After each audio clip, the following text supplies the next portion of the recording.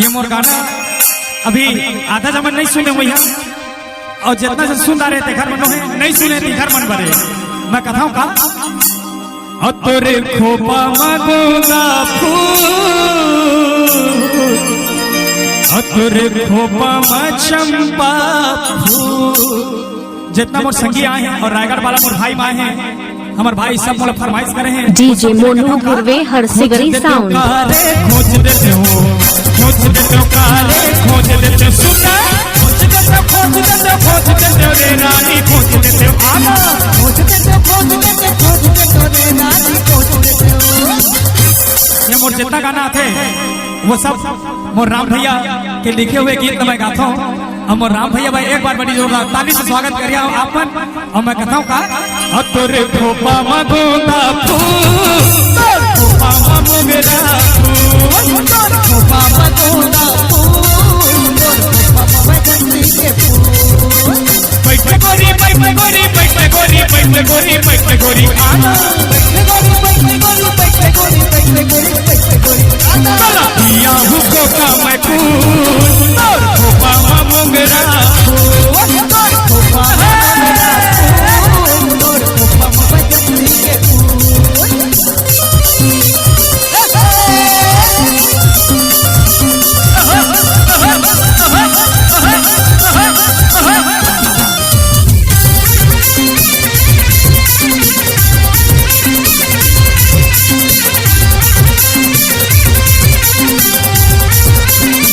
मोनू हरसिगरी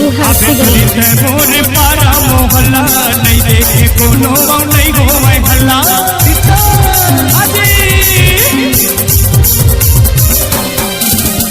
आगे गोरी मोरे पारा मोहल्ला नहीं देखे कोनो घूमे हल्ला मान जाना रे सोना मान जाना आना मान जाना रे सोना मान जाना। डीजे मोनू गुरवे हरसिगरी साउंड। ये मोर जितना दोस्त है ना जितना झूम के डांस करते हैं वो सब बकाले नहीं जानता तोला देवा भू झुमका मछूर खोपा मगोदा फूल खोपा मगोदा फूल खोज देते काले खोज देते काले खोज देते सुना खोज देते रे नानी खोज देते आना खोज देते रे सोना खोज देते और खोपा मगोदा फूल